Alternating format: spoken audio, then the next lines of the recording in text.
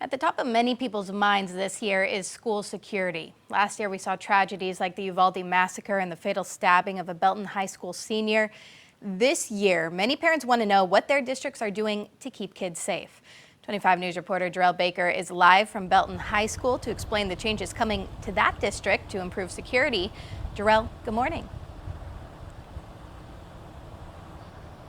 Good morning, Brianna. Now, that day was definitely a tough day for the Belton community when 18-year-old Joel Ramirez died after being stabbed right here on Belton High School. Now, I was talking with Belton ISD officials, and they said they've been working with the TEA, staff, and parents just to revamp their safety protocols to make sure that something like that never happens again. Soon, a new school year will be in full swing.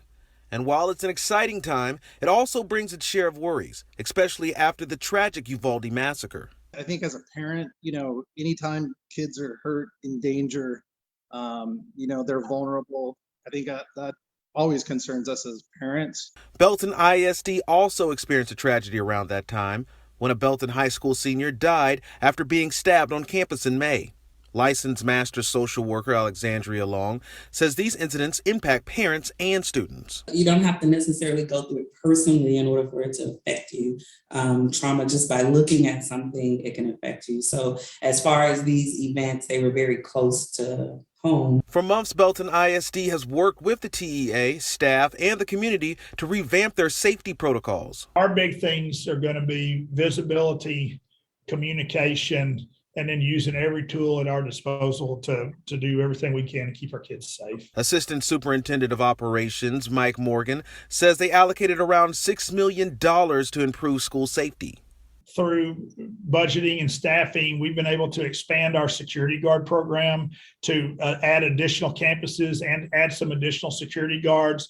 Also, through our partnerships with Belton Police Department and Temple Police Department, we're going to be able to add some school resource officers to our team. They also plan to closely monitor bathroom breaks, hall passes, and beef up supervision overall. Making sure that we have good plans in place for duty stations and supervision and things like that, because adults around can answer questions for kids, can help kids solve problems, but also just be alert, be aware of things that are going on. Morgan says they've trained their staff on new safety practices, created a safety task force, which includes mental health experts and parents. He also says that they'll monitor and evaluate their exterior doors. Some of that's going to be with exterior numbering and lettering of doors. Some of it's going to be making sure that doors mechanically are working. Morgan says they plan to have clear, open conversations with their students about mental health. Long says it's important that parents do the same at home. When our children start displaying certain things or certain behaviors, instead of necessarily trying to attack the behavior, we want to try to understand the root, the source of the problem. We're super confident that our kids are safe where they're at. You need to be able to talk to your kids at the appropriate level to make sure that they know what to do if that situation, occurs. Belton ISD officials say that they also plan to improve security cameras, fencing, and other safety features around the school to make sure that this school year is safer than last school year. Live in Belton, Jarrell Baker, 25 News.